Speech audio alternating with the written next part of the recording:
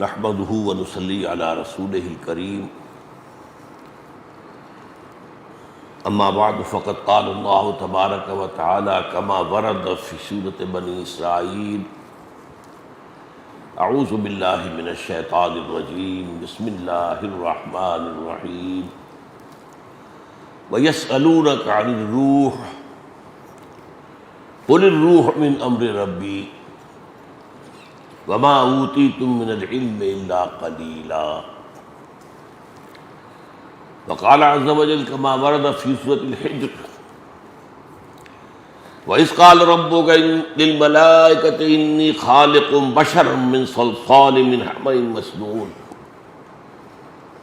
فَإِذَا سَوَّيْتُهُ وَنَفَخْتُ فِيهِ مِن رُّوحِي فَقَعُوا لَهُ سَاجِدِينَ وقال عز وجل كما ورد في سورة صاد وَإِذْ قَالَ رَبُّكَ لِلْمَلَائِكَةِ إِنِّي خَالِقٌ بَشَرًا مِّن طِينٍ فَإِذَا سَوَّيْتُهُ وَنَفَخْتُ فِيهِ مِن رُّوحِي فَقَعُوا لَهُ سَاجِدِينَ صدق اللہ العظیم رب اشرح لي صدري ويسر لي امري واحلل عقدة من لساني يفقهوا قولي اللهم ربنا الهمنا رشدنا واعذنا من شرور انفسنا اللهم ارنا الحق حقا وارزقنا اتباعه وارنا الباطل باطلا وارزقنا اجتنابه آمین یا رب العالمین۔ رمضان مبارک کے سلسلے میں جو گفتگویں ہوتی رہیں اس سال، ان میں خاص طور پر روح کی حقیقت کے بارے میں نے پہلے کے مقابلے میں قدر زیادہ وضاحت سے ذکر کیا۔ روح کے بارے میں بنیادی باتیں میں آج عرض کروں گا۔ پہلی بات تو یہ جانیے جو بارہا میں کہہ چکا ہوں، انسان کا وجود مرکب ہے اور اس کے دو حصے ہیں، ایک اس کا وجود حیوانی ہے، ایک وجود روحانی ہے۔ وجود حیوانی جسد اور جان دونوں پر مشتمل ہے، جسم اور اس میں جان۔ وجود روحانی اپنی جگہ ایک مستقل شخصیت ہے۔ اب یہ بھی جان لیجئے، جو میں نے شعر بارہا آپ کو سنایا ہے، اس حقیقت کو آج سے سینکڑوں سال پہلے کس خوبصورتی سے شیخ سعدی نے بیان کیا۔ آدمی زادہ طرفہ معجون است از فرشتہ سرشتہ وز حیوان۔ یہ آدم ذات جو ہے یہ عجیب مرکب وجود کا حامل ہے، اس میں فرشتہ بھی موجود ہے اور حیوان بھی موجود ہے۔ روح جو ہے اسے آپ کہہ سکتے ہیں فرشتے کی بہن ہے، ان کا مادہ تخلیق ایک ہی ہے، نور۔ ملائکہ بھی نور سے پیدا کیے گئے اور ارواح انسانیہ بھی۔ اس اعتبار سے آدمی زادہ طرفہ معجون است از فرشتہ سرشتہ وز حیوان۔ اور ایک اور شاعر نے کہا ہے بہت خوبصورت انداز میں، روح کے بارے میں کہنے یا اس کو کسی اور طرف بھی لے جایا جا سکتا ہے، وہ اس سے ابھی جانا نہیں چاہتا۔ جان نہاں در جسم او در جان نہاں، اے نہاں اندر نہاں اندر نہاں۔ جان ہمارے جسم میں چھپی ہوئی ہے، کہاں ہے؟ دیکھی کسی نے؟ موت کے وقت نکلتے دیکھا اس کو؟ کہاں ہے؟ ہم نے ڈسیکشن کی تھی میڈیکل کالج میں فرسٹ ایئرس میں، تو ہمیں تو کہیں جان جو ہے پتہ نہیں چلا کہاں ہوتی ہے جان۔ آج بھی آپ اناٹومی کی کتابیں پڑھ جائیے، موٹی موٹی فزیولوجی پڑھ جائیے، جان کا کچھ پتہ نہیں کہاں ہوتی ہے۔ جان صرف ایک کیفیت کا نام ہے اور اس کا جسم سے علیحدہ کوئی تصور ہی نہیں، کوئی وجود ہی نہیں۔ سمجھ رہے میری بات کو؟ جان جسم کی ایک کیفیت کا نام ہے اور اس جسم کے علاوہ اس کا کوئی وجود نہیں۔ روح ایک بالکل انڈیپینڈنٹ شخصیت ہے، اس کا اپنا مستقل وجود ہے۔ اس کا اپنا تشخص ہے، اس کا مادہ تخلیق اور ہے. یہ جسد مٹی سے آیا ہے، روح آسمان سے آئی ہے، اللہ کے پاس سے آئی ہے. زمین و آسمان کا فرق ہے. تو شاعر کہہ رہا ہے کہ جان نہاں در جسم، جان جو ہے ہماری جسم میں پنہا ہے، چھپی ہوئی ہے. او در جان نہاں، اس جان کے اندر ایک اور جان ہے، وہ روح ہے. اے نہاں اندر نہاں، اندر نہاں، اے وہ شے کہ جو چھپی شے کے اندر چھپی ہوئی. اچھا اب دیکھیے، ہمیں اس حیوانی وجود کو اللہ نے علم کے حصول کے کیا ذرائع دیے ہیں. آنکھ سے دیکھو، کان سے سنو، چکھو، سونگو، ٹچ کرو. ان کو کہتے ہیں 5 حواس خمسہ. ان حواس خمسہ سے جو معلومات فراہم ہوئی، یہ یہاں پر ہمارے اس کھوپڑی کے اندر ایک کمپیوٹر رکھا ہوا، اور بہت بڑا کمپیوٹر ہے تو اتنا سا. آج کل تو آپ کو معلوم ہے کہ چھوٹے چھوٹے کمپیوٹر آ رہے ہیں. یہ کمپیوٹر پروسیس کرتا ہے اس ڈیٹا کو، یہ دیکھا تھا، اس وقت یہ دیکھا تھا، پھر میموری میں ڈال دیتے ہیں. کمپیوٹر میں میموری ہوتی ہے، پھر وقت آئے گا تو دوبارہ ریفر کریں گے، اس میموری کو نکالیں گے. کوئی نئی بات دیکھی ہے پھر اس کے ٹیلی کریں گے، کیا فرق نظر آیا، کوئی نتیجہ نیا نکالیں گے. یہ ہے جو انسانی علم، حیوانی علم ہے. یہ سارے فنکشن چھوٹے سے چھوٹے حیوان کے اندر موجود ہیں. ہاں کمیت کا فرق ہے، انسان کے ہاں یہ فنکشن بہت بلند گئے ہیں. ایوولوشن ٹری کے ٹاپ پر کھڑا ہے ہومو سیپینس. حیوانات کے اندر ہیں لیکن اب درجہ بدرجہ ہی ہوں گے نا. میں نے تو خود چونکہ وہی کیا تھا ایک تجربہ. ایک روز میں نے دیکھا کہ ایک کیڑا چل رہا ہے، وہ کیڑا جس کے اوپر بہت بال سے ہوتے ہیں، اور وہ یہ ہے کہ اندیشہ ہوتا ہے کہ آپ سے کہیں کھال سے مس کرے گا تو وہ خارش ہو جائے گی، شدید الرجی ہوگی. وہ جا رہا تھا، میں نے اس کے آگے ایک تنکا رکھ دیا، وہ رکا، پھر اس نے اپنی ڈائریکشن موڑ لی. کیا مطلب؟ احساس بھی ہوا اور ایک فیصلہ بھی کیا کہ آگے جو ہے رکاوٹ ہے، I have to turn my direction. میں نے پھر رکھ دی، پھر مڑا، پھر رکھا، پھر مڑ گیا. چوتھی مرتبہ رکھا تو اس کے اوپر سے گزرا. اس نتیجے پر پہنچ گیا کہ یہ رکاوٹ میرا پیچھا نہیں چھوڑ رہی. Now I have to overcome it. وہ چھوٹا سا کیڑا. یہی تو ہے نا ہمارا سارا علم جو ہے، اسی کو آپ 1,00,000 سے ضرب دے دیے بس، اللہ خیر سمجھ. ہم نے آنکھ کی مدد کے لیے دوربین ایجاد کر دی، ہم نے آنکھ کی مدد کے لیے خوردبین ایجاد کر. اصل شے تو آنکھ ہی ہے. یہ تو ایڈڈ معاملات ہیں نا. دوربین ہے، یا دوربین کو بھی آپ آنکھ ہوگی تو دیکھیں گے نا، دوربین کے اندر آنکھ ہوگی تو دیکھیں گے آپ خوردبین کے اندر، مائکروسکوپ کے اندر. لیکن اسی طرح جان لیجئے روح کی اپنی آنکھیں ہیں، انڈیپینڈنٹ آف دیز آئیز. روح کے اپنے کان ہیں، انڈیپینڈنٹ آف دیز ایئرس. روح کی اپنی عقل ہے، انڈیپینڈنٹ آف دس عقل. یہ حیوانی عقل ہے، اس کھوپڑی میں رکھی ہوئی ہے. لیکن روح کی یہ تینوں چیزیں، ان کا تعلق قلب سے. قلب مسکن ہے روح کا، روح رہتی وہاں ہے. اب قرآن مجید میں سورہ حج کی ایک آیت ہے جو بہت اہم ہے، بہت اہم، بہت اہم. افلم یسیروا فی الارض، کیا یہ لوگ زمین میں سیر نہیں کرتے، چلتے پھرتے نہیں ہیں؟ فتکون لہم قلوب یعقلون بہا، پھر ہوتے ان کے دل جن سے وہ تعقل کرتے. دل سے عقل، دل کے اندر عقل ہے.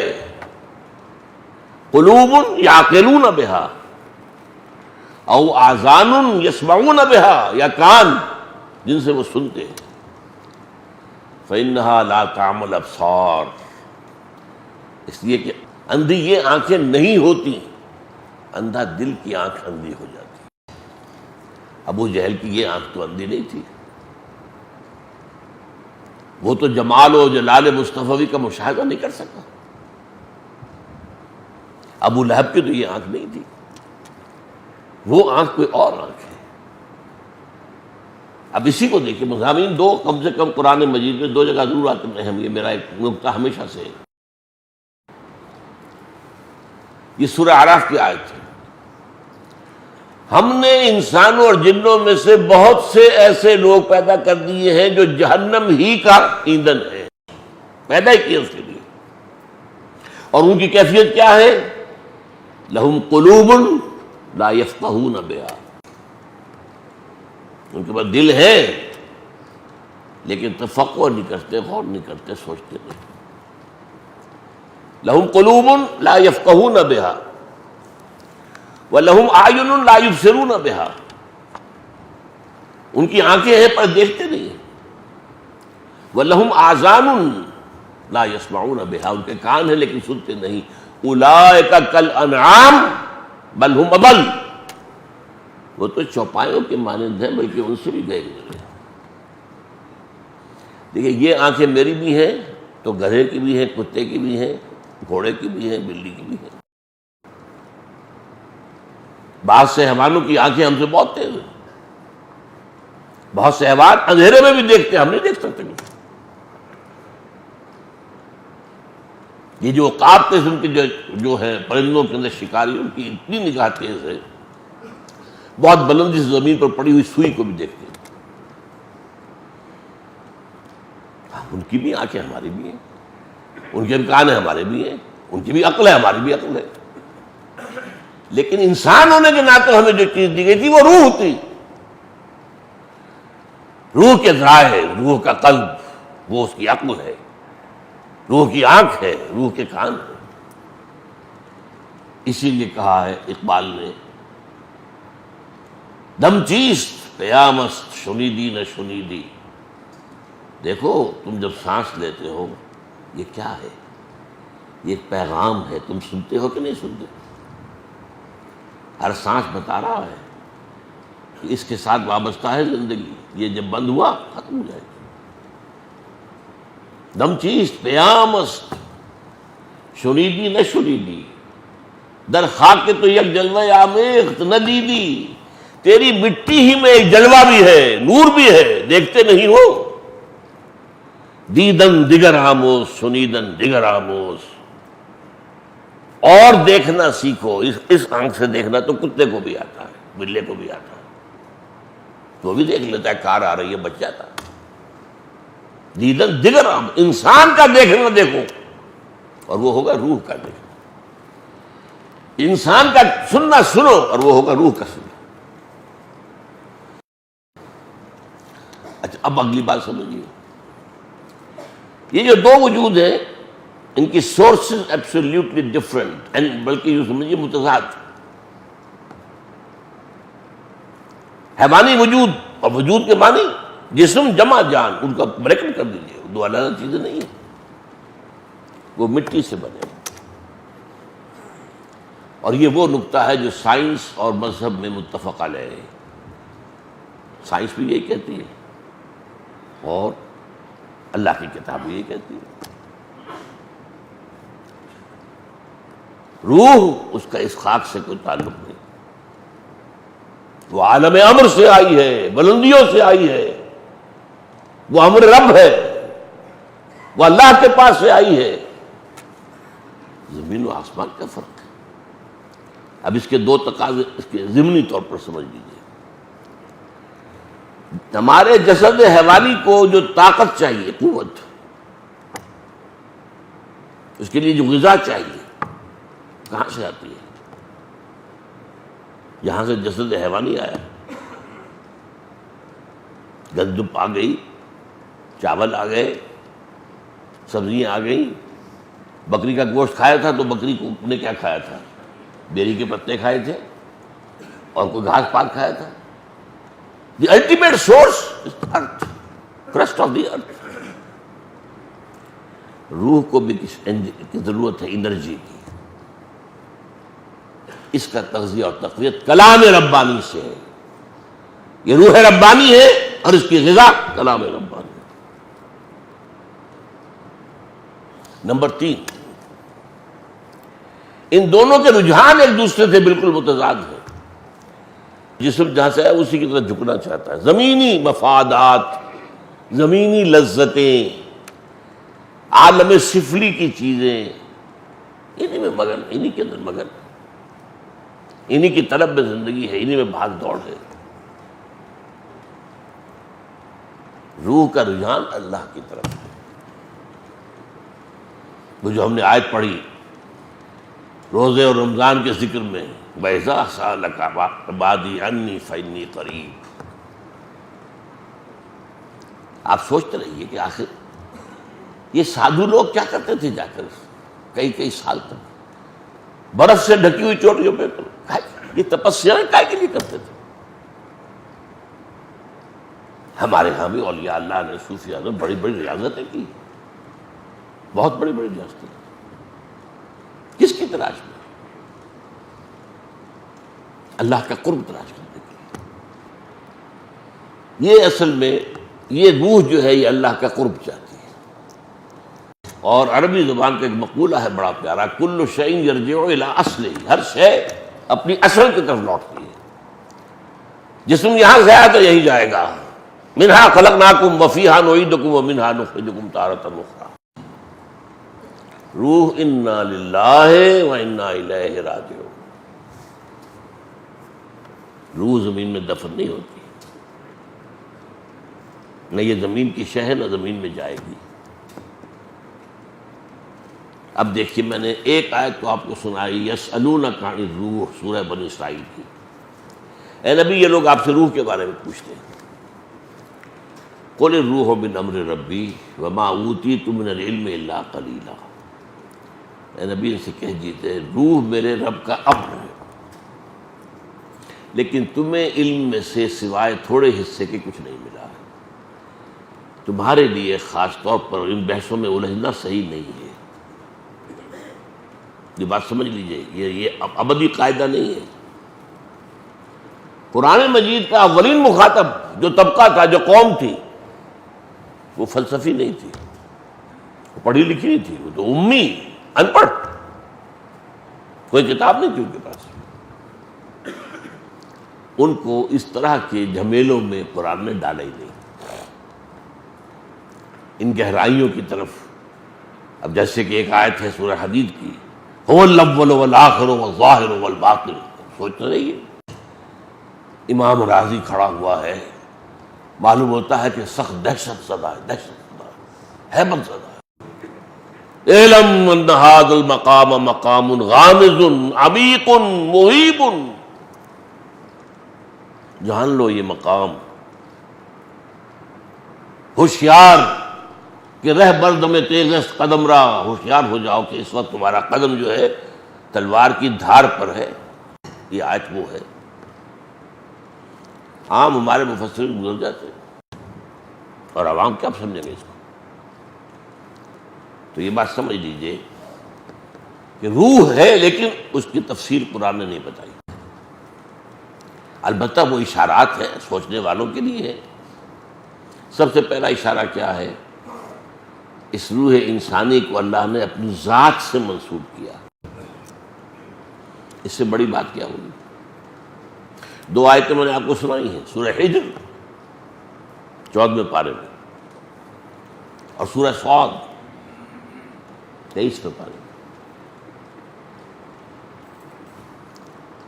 وَإِذْ قَالَ رَبُّكَ لِلْمَلَائِكَةِ إِنِّي خَالِقٌ بَشَرًا مِّن صَلْصَالٍ مِّنْ حَمَإٍ مَّسْنُونٍ. اور یاد رکھو جب کہ کہا تھا تیرے رب نے صلی اللہ علیہ وسلم فرشتوں سے، میں سنے ہوئے گارے سے جو خشک ہو کر کھنکھنا رہا ہے ایک بشر بنانے والا ہوں. اب عجیب نوٹ کیجئے، قرآن نے 6-7 الفاظ استعمال کیے. تراب مٹی، تین مٹی اور پانی کو ملا دیں گارا بنا، وہ تین ہے، تین لازم، وہ تغاری جو آپ نے گارے کی بنائی تھی اس میں تھوڑی سی توڑی ڈال دیجئے، اس میں ڈھیس اٹھے گا۔ کچے گھر جو ہے لیپے جاتے ہیں پوتے جاتے ہیں اس گارے سے، اس میں جب لیس اٹھتا ہے تبھی تو پلسٹر کھائی رہتا ہے، ورنہ وہ پلسٹر پھٹ جائے گا، عام گارا تو نہیں کر سکتا ہوں۔ پھر وہ پڑا رہے تو اس میں سڑانگ پیدا ہو جائے گی، بدبو آئے گی، پھر اگر سوکھ گیا کھنکھنانے لگے گا۔ یہ 6 الفاظ آئے، من تراب، من طین، من تین لازب، من حمأ مسنون، من صلصال کالفخار، من صلصال من حمأ مسنون۔ اب یہاں دیکھیں، یہاں بھی 2 الفاظ آئے ہیں۔ سورہ ہجر میں نے بتا دیا خالق بشرا من صلصال من حمأ مسنون۔ سورہ صاد میں فرمایا وَإِذْ قَالَ رَبُّكَ لِلْمَلَائِكَةِ إِنِّي خَالِقٌ بَشَرًا مِّن طِينٍ دار۔ پھر دونوں جگہ کیا الفاظ ہیں، یہ ہے اصل شے۔ فَإِذَا سَوَّيْتُهُ وَنَفَخْتُ فِيهِ مِن رُوحِي فَقَعُوا لَهُ سَاجِدِينَ، تو جب میں اسے تیار کر دوں اور پھر اپنی روح میں سے اس میں پھونک دوں تو گر پڑنا اس کے سامنے سجدے۔ یہ ہے اس روح انسانی کی نسبت۔ اب یہاں علماء احتیاط کرتے ہیں کہ آپ یہ نہ کہ یہ اللہ کی روح ہے، اللہ کی روح میں سے، اللہ کی شان کے یہ شایان شان نہیں ہے کہ اس میں سے کوئی چیز نکلے، حالانکہ یہ بات صحیح نہیں ہے۔ کلام بھی تو اللہ کی ذات میں سے نکلتا ہے، کہاں سے نکلتا ہے؟ قرآن اللہ کا کلام کہاں سے نکلا؟ خرج من ایل، ایک حدیث میں الفاظ آئے خرج من ایل۔ اللہ تعالیٰ کی خدمت میں تحفہ اس سے بہتر کوئی پیش نہیں کیا جا سکتا جو خود اس کے اندر سے برآمد ہوا ہے۔ قرآن پڑھو کھڑے ہو کر خوش روحانی کے ساتھ، سناؤ اللہ، جیسے اللہ کے رسول کہتے تھے فرمائش کر کے مجھے سناؤ قرآن۔ اور عبداللہ ابن مسعود کہتے ہیں میں نے کہا حضور میں آپ کو سناؤں، آپ پر تو قرآن نازل ہوا ہے۔ فرمایا ہاں لیکن مجھے دوسروں سے سن کر کچھ اور ہی لذت محسوس۔ اللہ بھی سنے گا، حدیث میں ہے قیامت کے دن جو عالم باعمل ہوگا، جو اللہ کے دین کی شرطوں کو پورا کرتا ہوگا اور پھر بہت اچھا خوش رہان قاری بھی ہوگا، اللہ فرمائیں گے قرات کرتے رہو کرتے رہو کرتے رہو، جب تک کرتے رہو گے تمہارے درجے بلند سے بلند تر ہوتے چلے جائیں گے۔ ہونا ہے تو انی خالق بشرا من صلصال من حمأ مسنون یا انی خالق بشرا من طین فَإِذَا سَوَّيْتُهُ وَنَفَخْتُ فِيهِ مِن رُوحِي فَقَعُوا لَهُ سَاجِدِينَ۔ تو یہ کہتے ہیں علماء کہ یہ اس روح کی عظمت کو ظاہر کرنے کے لیے اللہ نے اس کو اپنی ذات کی طرف نسبت دے دی ہے۔ یہ اللہ کی روح میں سے کوئی روح نہ سمجھو، اللہ کی ذات کا تجزیہ نہیں ہو سکتا کہ اس میں سے کوئی چیز نکل آئے۔ ٹھیک، احتیاط کا راستہ جو ہے وہی بہتر ہوتا ہے۔ اب دیکھیے کہ یہ جو بدقسمتی سے ہمارا جو موجود جدید جو دینی فکر ہے، جو اپنی جگہ پر بعض اعتبارات سے بہت قیمتی ہے۔ مثلا یہ کہ جدید دینی فکر نے یہ واضح کیا کہ اسلام صرف مذہب نہیں ہے، دین ہے۔ ٹھیک ہے، بہت بڑی بات، بہت اچھی بات۔ اسلام دین اس وقت ہوتا ہے جبکہ وہ غالب ہو، مغلوب ہو جائے تو مذہب رہ جاتا ہے۔ یہ بھی ٹھیک ہے، سب چیز صحیح۔ اور بندہ مومن کا فرض ہے کہ باطل کے نظام کو توڑ پھوڑ کر اللہ کا نظام قائم کرے، جد و جہد کرے۔ جد و جہد کرنا فرض ہے، وہ کر دینا یہ آپ کے اختیار میں نہیں ہے، تو اللہ چاہے گا تو ہوگا، لیکن جد و جہد نہیں کرتے تو آپ مجرم ہیں۔ اس جد و جہد کے لیے التزام جماعت لازم ہے، جماعت کے بغیر تو کام ہو ہی نہیں سکتا۔ اب یہ دینی فکر ہے، اور موجودہ دور میں کچھ لوگوں نے اس کو اجاگر کیا ہے، واضح کیا ہے، اور وہ ایک بڑا احسان ہے اس امت کے اوپر۔ ان میں سے بعض شخصیات کا میں خود مرہون منت ہوں، میں نے بہت استفادہ کیا، لیکن ایک بات بھی آج کہنی ہے آپ سے کہ سید ہوں، شبلی نعمانی ہوں، مولانا فراہی ہوں، مولانا فراہی کے شاگرد مولانا اصلاحی ہوں، ابو الکلام ہوں، ابو الکلام کے راستے پر چلنے والے مولانا مودودی ہوں، بڑے محسن ہیں قوم کے. یہ ذرا سر سید کو اس فہرست سے نکال دیجئے. ویسے قومی تو میں آپ کو بتا چکا وہ بھی محسن ہے قومی سطح پر، یہ لوگ دینی سطح پر بھی محسن ہیں، لیکن دینی فکر جو ہے اگر کامل ہے تو وہ صرف ایک شخص کا ہے اور وہ علامہ اقبال. باقی جو گنوائے ہیں آپ کو یہ مانتے ہی نہیں کہ روح بھی کوئی الگ شے ہے، وہ سمجھتے بس جان اور روح ایک ہی شے ہے. اتنی بڑی حقیقت بھی کہاں سے ہو جائے. اس لیے کہ ذہنوں کے اوپر سائنٹزم کا تسلط ہے، جو ہمارے حواس خمسہ کے سے دیکھی نہ جا سکے، ویریفائی نہ کی جا سکے، اس کو کیسے مان لیں؟ چلو اللہ کو تو مان لیا، ایک کو تو ماننے پڑے گا، کوئی تو تھا نا آخر جس نے کائنات بنائی ہے. لیکن اس سے آگے فرشتے کو کیوں مانے؟ جنات کو علیحدہ وجود کیوں مانے؟ یہ سائنٹزم، یہ مذہب بن چکا، it's a religion in itself. اور وہ اس کا غلبہ اتنا ہے کہ اچھے اچھے مفکرین جو ہے اس مغرب کے مادہ پرستانہ فکر کے تسلط سے، شکنجے سے پورے طور پر آزاد نہیں ہو پائے. اب میں آپ کو وہ چیزیں بتا رہا ہوں جو میں نے کہا ہے. اگر نہ مانا جائے کہ روح جو ہے ایک علیحدہ جداگانہ تشخص کی حامل شے ہے تو بہت سی باتیں سمجھ میں نہیں آتی قرآن کی. ایک جس کا ذکر میں پہلے بھی کر چکا ہوں، یہ عہد الست کب ہوا تھا، کس نے کیا تھا؟ الست بربکم قالوا بلا، ظاہر بات ہے ارواح نے کیا تھا، جسد تو تھے ہی نہیں. اور تمام انسان ایک جگہ تو جمع ہو ہی نہیں سکتے تھے. وہ تو نسل بعد نسل انسان دنیا میں آئیں گے نا. آدم کے پھر 3 بیٹے یا کتنے بیٹے ہوں گے، پھر ان کے بیٹے ہوں گے، پھر ان کے بیٹے ہوں گے، پھر ان کے بیٹے ہوں گے، قیامت تک جو ہے وارم بھرم ہاں انسان آ جائیں گے، لیکن وہ ایک وقت میں تو جمع نہیں ہو سکتے. ہاں ہوں گے ایک دن، اور وہ قیامت کا دن ہے.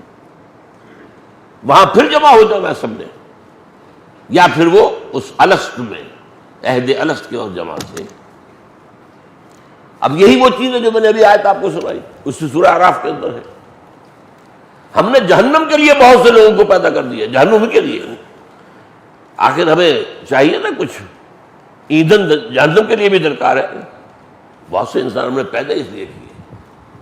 ان کا حال کیا ہے؟ لہم قلوب لا یفقہون بہا ولہم اعین لا یبصرون بہا ولہم آذان لا یسمعون بہا اولئک کالانعام بل هم اضل. وہ تو چوپایوں کے مانند جبل کے ان سے بھی گئے گزرے کیوں ہیں؟ اضل کیوں ہیں؟ پیدا تو ہم نے اس جگہ پر کیا تھا نا ان کو. یہ گر گئے، نیچے آ گئے، پڑے رہے قعر مذلت کے اندر، اٹھے نہیں. لہذا یہ حیوان ہے، انہیں انسان نہ سمجھو، یہ انسان نما حیوان ہے. اچھا، نمبر 2 چیزیں. یہ حدیث جو ہے حضرت ابو ہریرہ سے ترمذی میں موجود ہے. حضور سے پوچھا گیا متى وجبت لك النبوت یا رسول اللہ، اے اللہ کے رسول آپ کو نبوت کب ملی؟ فرمایا والآدم بین الجسد والروح. ابھی آدم کی روح علیحدہ تھی، جس طرح تھا ابھی روح میں پھونکی نہیں گئی تھی، تب بھی نبی تھا.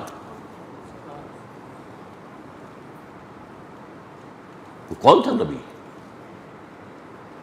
محمد ابن عبداللہ ابن عبد المطلب. یہ تو بہت عرصے بعد، 10-12 ہزار سال بعد آئیں گے دنیا میں. ان کی تو ولادت ہوگی آمنہ کے بطن سے اور عبداللہ کے صلب سے. یہ کون ہے؟ وہ روح ہے، روح محمدی. اور اسی کو ایک اور حدیث میں نور محمدی کہا گیا. بدقسمتی سے ہمارے ہاں ایک طرف جو بریلوی مکتب فکر کے لوگ ہیں انہوں نے سارا جو ہے ڈیرا ہی لگا رکھا اس پر، اور ایک طرف دوسرے لوگ ہیں وہ اس کا انکار مطلق کرتے ہیں. حالانکہ نفس آیا ہے نور، قرآن کو بھی نور کہا گیا اور جو ہے روح کو بھی نور کہا گیا. روح محمدی، نور محمدی. یہ حدیث جو ہے حضرت جابر بن عبداللہ رضی اللہ تعالیٰ عنہ سے، حدیث کی کتاب مصنف عبد الرزاق اس میں مطلوب ہے. حضرت جابر نے پوچھا حضور اللہ نے سب سے پہلے کس شے کو پیدا کیا؟ بڑے عجیب انداز میں نے فرمایا نور و نبی کا یا جابر، نور و نبی کا یا جابر، اے جابر تمہارے نبی کے نور کو میں نے کیا۔ اب اس پر جو ردے چڑھا رکھے ہیں صوفیوں نے، ان کا میں مانتا نہیں ہوں۔ وہ کہتے ہیں اس نور سے سب ساری دنیا بن نہیں، ختم نہیں۔ وہ تو ارواح تمام انسانوں کی علیحدہ اس وقت بھی تھی، لیکن ارواح کے اندر بھی شان تھی۔ حضور کی جو روح ہے اس کی اپنی شان تھی، ابراہیم کی روح کی اپنی شان تھی، موسیٰ اور عیسیٰ کی ارواح کی اپنی اپنی شانیں تھیں، لیکن سب سے اونچی شان اور سب سے پہلے مخلوق اس عالم امر میں حضرت حضور صلی اللہ علیہ وسلم کی روح مبارک ہو، تو اس میں کون سا حرج کی بات ہے؟ کہاں کا شرک آ گیا اس میں؟ دیکھیے میں فرق کیا کرتا ہوں، ایک ایک بات علمی طور پر جاننا، ایک ہے شرک۔ ہم فرشتوں کو مانتے کہ نہیں کہ فرشتے موجود ہیں چاروں طرف؟ صحیح حدیث ہے، مجتمع قوم فی بیت من بیوت اللہ یتلون کتاب اللہ ویتدارسونہ بینہم الا، نہیں جمع ہوتے کچھ لوگ اللہ کے گھروں میں سے کسی گھر میں قرآن کو پڑھنے اور مذاکرہ کرنے میں، الا غشیتہم الرحمہ ونزلت علیہم السکینہ وحفتہم الملائکہ، لیکن ان کے اوپر اللہ تعالیٰ کی سکینت نازل ہوتی ہے، خشیت ان کو ڈھانپ لیتی ہے، اور فرشتے ان کے گرد گھیرا باندھ لیتے ہیں۔ وذکر اللہ فی من عندہ، اللہ ذکر کرتا ہے ان کا، دیکھو فرشتوں تم نے کہا تھا یہ فساد مچائے گا، دیکھو میرے بندے میرے گھر میں بیٹھے میری کتاب پڑھ رہے ہیں۔ وذکرہم اللہ فی من عندہ، ملائکہ مقربین میں جا کے ذکر ہوگا، فرشتے ہیں، اچھا فرشتے تو میرے ساتھ دو موجود ہیں۔ اس کو ماننے سے شرک نہیں آیا، میں فرشتے سے کہوں یہ میرا کام کر دو یہ شرک ہو جائے گا۔ دعا اللہ کے سوا کسی سے نہیں۔ اسی طرح شاہ ولی اللہ دہلوی کا کہنا یہ ہے کہ اولیاء اللہ کے بہت نیک بندے جو ہیں، ان کی ارواح کو اللہ تعالیٰ ان کے انتقال کے بعد ملائکہ اسفل کے طبقے میں شامل کر دیتے ہیں۔ یہ میں بتا دوں بہن بھائی ہیں، یہ فرشتے اور روحیں جو ہیں بہن بھائی ہیں، ایک ہی مادہ تخلیق ہے دونوں کا، نور۔ اولیاء اللہ کا انتقال جب ہو جاتا ہے تو اللہ ان کی ارواح کو ملائکہ اسفل، سب سے نچلے درجے کے ملائکہ، اونچے نہیں ہیں، یہ کے طبقات ہیں، سب سے نیچے والے ملائکہ وہ جو اس زمین کا کاروبار کنٹرول کر رہے ہیں، ملائکہ اسفل، ان میں شامل ہو جاتے ہیں، گویا کہ اللہ تعالیٰ کے سول سروس میں ریکروٹ ہو گئے۔ اس بات کو کوئی مانے نہ مانے اس کو اختیار ہے، لیکن اس کو شرک کہنا یہ ظلم ہے۔ ہاں ان کو پکارو گے وہ شرک ہو جائے گا، یا شیخ عبد القادر شیخ للہ یہ شرک ہے، اس میں کوئی شک نہیں۔ لا تدعوا مع اللہ احدا، ہرگز مت پکارو اللہ کے ساتھ کسی اور کو، پکارنا اس سے، تم دعا کرو اللہ سے۔ یہاں تک آتا ہے کہ حضور نے فرمایا کہ جوتی باندھنے کا تسمہ بھی اگر تمہیں چاہیے تو اللہ سے مانگے، اللہ مجھے دے دے۔ اور مجھے اس سے کیا غرض ہے؟ اللہ کسی فرشتے کو بھیج دے انسانی شکل میں، لے وہ تسمہ، کسی روح کو دے دے بھیج دے، وہ دے لو بھی لے لو، یہ مجھے غرض نہیں ہے، مجھے پکارنا اللہ، دعا ندا وہ اللہ۔ میں ابھی ذکر کر چکا ہوں اس میں کہ قیامت کے دن جو ہے تمام انسان پھر کھڑے ہوں گے اللہ کے سامنے، یوم یقوم الروح والملائکۃ صفا لا یتکلمون الا من اذن له الرحمن وقال صوابا۔ یہ سب آ گئے نا دوبارہ۔ دنیا میں تو یہ آئے تھے سیکوینس کے ساتھ، کوئی 8 سے 10,000 سال پہلے آیا تھا، کوئی 9,000 سال پہلے، کوئی 8,000 سال پہلے، وہ چلیے قریب، اور ابھی کوئی بہت سے وہ آنے ہیں، وہ ایک دم جمع ہو جائیں گے۔ سورہ کہف میں فرمایا، یہ نقشہ دیکھیے، نقشہ دیکھ لیجیے، اللہ کے آمنے صفیں بنی ہوں گی، فرشتوں کی صفیں اور ارواح انسانیوں کی صفیں۔ ارواح کے بارے میں تو حدیث بہت بھی، الارواح جنود مجندہ، لشکروں کے معنی نہیں۔ اللہ فرمائے گا لقد جئتمونا کما خلقناکم اول مرہ، آ گئے ہو نا ہمارے پاس جیسے کہ ہم نے تمہیں پہلی مرتبہ پیدا کیا تھا۔ پہلی تخلیق تھی عالم امر میں، عالم ارواح میں، اور وہ بیک وقت سب کی تھی، بابا آدم سے لے کر آخری آدمی تک جو دنیا میں آئے گا سب کی ارواح کی۔ دوسری تخلیق ہوئی ہے مرحلہ وار، ہر شخص کی ماں کے پیٹ میں، جب وہ 120 دن کا جنین بن گیا، امبریو آف 120 days، ثم یرسل الملک فینفخ فیہ الروح، پھر فرشتہ بھیجا جاتا ہے جو اس میں روح دیتا ہے۔ اب یہ تخلیق ثانی ہو گئی، آ گئے نا ہمارے پاس، کما خلقناکم اول مرہ، کہ جہنم میں جہنمی فریاد کریں گے اللہ سے، ربنا امتنا اثنتین واحییتنا اثنتین فاعترفنا بذنوبنا فہل الی خروج من سبیل۔ اے اللہ تو نے ہمیں 2 مرتبہ مارا، 2 مرتبہ زندہ کیا، اب ہم اپنے کوتاہیوں کا اعتراف کر رہے ہیں، تو یہاں سے نکلنے کا کوئی راستہ ہے کہ نہیں؟ 4-5 ادوار ہم پر آ چکے، ایک دور اور ہو جائے، ہمیں یہاں سے نکل کر مہلت دے دیں۔ اب یہ کون سے 2 اماتیں اور کون سے 2 احیاء؟ پہلی تخلیق اول ہے، اماتہ نہیں ہے، وہ تو ابداع ہے، ارواح کو کریشن ایکس نہیلو، وداؤٹ کسی شے کے پیدا کیا گیا۔ اس کے بعد انہیں سلا دیا گیا عہد لینے کے بعد، وہ پہلی زندگی تھی، پہلی موت آ گئی۔ اب وہ پڑے ہیں کولڈ سٹوریج کے اندر۔ جب میرا جنین تیار ہوا تھا رحم مادر میں، میری روح لا کر ڈالتی کی، یہ احیاء اول ہو گیا۔ اب میں مروں گا، وہ اماتہ ثانی ہو جائے گا، پھر اٹھایا جائے گا، وہ احیاء ثانی ہو جائے گا۔ اس کے بعد کیا ہوگا؟ شروع میں کیا تھا؟ انا للہ، پھر کیا ہوگا؟ انا الیہ راجعون۔ اب یہ آج کیسے سمجھ میں آئے گی اگر یہ معلوم نہ ہو کہ روح اور شے ہے، جان اور یہ جسم و جان ہے، اس کا مرکب بالکل مختلف ہے۔ اچھا، قرآن میں پھر وہی بات کہ اہم بات کم سے کم 2 دفعہ ضرور آئے گی۔ سورہ بقرہ کے 30 رکوع میں بھی یہ بات موجود ہے، کیف تکفرون باللہ وکنتم امواتا فاحیاکم ثم یمیتکم ثم یحییکم ثم الیہ ترجعون۔ یہاں صرف تخلیق کا ذکر نہیں ہے اور پہلی زندگی کا ذکر نہیں ہے، اس کے بعد موت کی شکل میں تھے نا۔ اس دنیا میں آنے سے پہلے آپ مردہ تھے، معدوم نہیں تھے، ہماری ارواح تھی، سوئی ہوئی تھی۔ کیف تکفرون باللہ، اللہ کا انکار کیسے کرتے ہو جبکہ تم مردہ تھے؟ فاحیاکم، یہ احیاء جو ہوا ہے پہلا، یہ ماں کے بطن میں ہوا ہے۔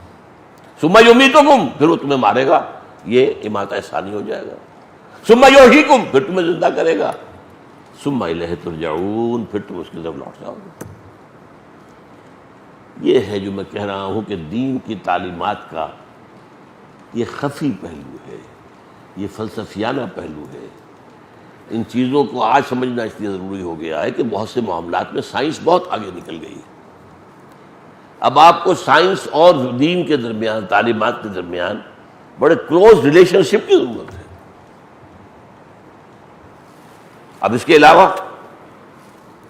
اہم بات، قرآن یہ بھی کہتا ہے لقد خلقنا الانسان فی احسن تقویم، اور پھر کہتا ہے ثم رددناہ اسفل سافلین۔ کیا مطلب ہے؟ احسن تقویم پر ارواح پیدا کی گئی تھی، وہ تو ملائکہ کی ہم پلہ ہیں، احسن تقویم۔ پھر اس بیچاری روح کو جو اس عالم بالا کے ناز و نام کی پلی ہوئی پڑی، اس کو لا کر ایک انسان کے بچے کے اس کے جسد کے اندر ڈال دیا گیا، اور انسان کا بچہ کمزور ترین شے ہے دنیا کی، یہ معلوم ہونا چاہیے آپ کو۔ حیوانات کے بچوں کا کیا ہوتا ہے؟ بکری نے ابھی بچہ دیا، چند منٹ لگیں گے اس کو، وہ ٹانگیں ذرا اس کی لڑکھڑائے گی، وہ کھڑا چل رہا ہے۔ بچڑے، کٹے اور جانور، انڈے میں سے نکلا ہے وہ چوزا، بھاگ رہا، دوڑ رہا، چل رہا، انڈے میں سے بھی نکلا، نکلتا ہی۔ یہ جو کمزور ترین یہ انسان کا بچہ ہے، وہ روح لا کر اس میں ڈال دی گئی، باندھ دی گئی اس کے ساتھ۔ اب اس کا کام یہ ہے کہ اسے جو اس جسم مل رہا ہے اس دنیا کے اندر، اس کے ذریعے سے نیکیاں کمائے تاکہ اپنے مقام پر دوبارہ پہنچ جائے۔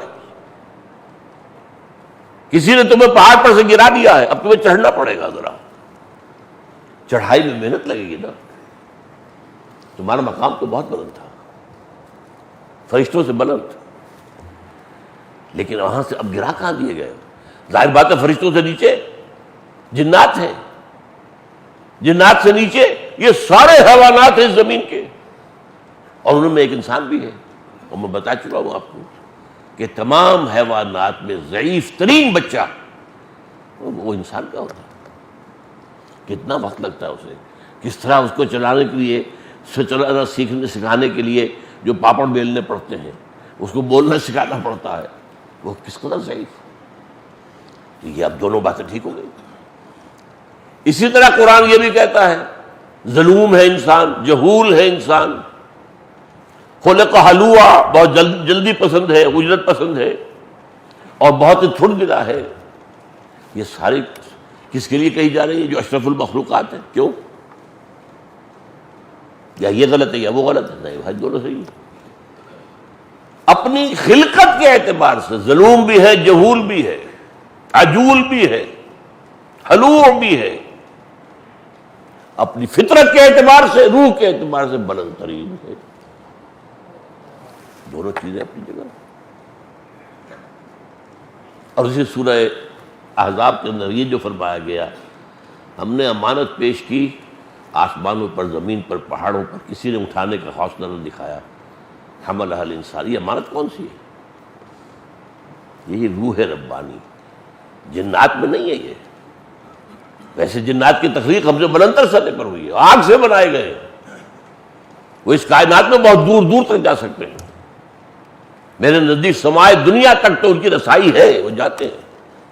ہمیں تو بڑے بڑے جو ہے میزائل بنانے پڑیں گے، کیا کیا بنانا پڑے گا، کچھ ارب ڈالر سے جو ایک مشین بنتی ہے جو جاتی ہے، تو وہ بھی خلا کے ابتدائی جگہوں میں ٹکرے مار کے آ جاتی ہے۔ کیا کرنا، چاند پر اتر کے بڑا کمال کیا۔ یہ فرشتے یہ جاتے ہیں، یہ تو آسمان کے سمائے دنیا پر جا کر فرشتوں کی سرگوشیاں سنتے ہیں۔ یسترقون السمع، سنتے ہیں، چرا لیتے ہیں، اور وہاں سے آ کر اپنے کاہن جو زمین پہ بیٹھے ہوئے ہیں، اپنے دلال، ان کو بتاتے اب یہ ہونے والا ہے، اور وہ اس کے بنا پر پیش گوئی کرتے ہیں، اپنا دھندا چلاتے ہیں۔ جیسے کوئی آپ کا سول سیکرٹری اسلام آباد میں آپ کا دوست ہے، وہاں سے آپ کے تبادلے کا حکم ہے، ٹائپ ہو گیا، اس نے بتا دیا، وہ ہو گیا تمہارا فیصلہ۔ ابھی وہ آئے گا آپ تک پہنچنے میں، وہ ٹائپ ہوگا، پھر دستخط ہوں گے، پھر ڈسپیچ ہوگا، پھر وہ آئے گا، پھر آپ تک پہنچے گا، لیکن وہ آپ نے اس کو بتا دی۔ یہ کام جنات کرتے ہیں، یسترقون السمع،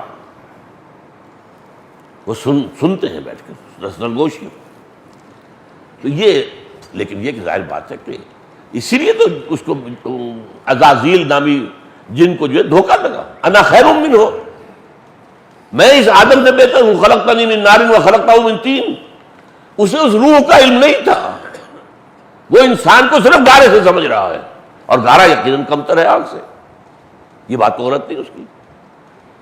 تو انسان کی یہ جو ہے حیوانی جو اس کا وجود ہے، وہ تو گارے سے بنا ہے اور وہ آگ سے بنا ہے، لہذا وہ اصل ہے اس تخلیق خلقت کے اعتبار سے۔ لیکن فطرت میں جو روح ربانی پھونکی گئی ہے انسان میں، اس کا جو بلند مقام ہے، جس کی وجہ سے اللہ اسے اپنی ذات کی طرف منسوب کرتے ہیں۔ اب آخری بات یہ، اس روح کا ذات باری تعالیٰ کے ساتھ تعلق کیا رہتا ہے؟ روح کا اللہ کی ذات کے ساتھ تعلق، ویسے ایک بات میں نے نوٹ کر لیجئے، ذات و صفات باری تعالیٰ کے بارے میں کوئی بھی مثال صحیح مکمل نہیں ہو سکتی۔ ہمارا ذہن، ہماری منطق، ہمارے الفاظ، ہماری زبان بنی ہے ہمارے مشاہدات سے۔ تو جو مابعد طبیعیاتی حقائق ہیں، میٹافزیکل ٹروتھس، وہ ہماری زبان کے اندر ادا نہیں ہو۔ اس لیے قرآن میں مثالیں، اللہ نے اسی لیے یضرب اللہ الامثال للناس، ایک بات جیسے کہ ہے سمجھ میں نہیں آتی، مثال سے ذرا سا قریبی تاثر دے دیا جاتا ہے۔ تو بعض صوفیہ نے بہت عمدگی کے ساتھ اس کو بیان کیا ہے، اس روح کا اور ذات باری تعالیٰ کا تعلق وہی ہے جو سورج اور اس کی کرن کا ہے۔ سورج سے کرن نکلی ہے، کتنے کروڑ میل آ گئی ہے زمین تک، لیکن کیا اس کا رشتہ سورج سے منقطع ہوا ہے؟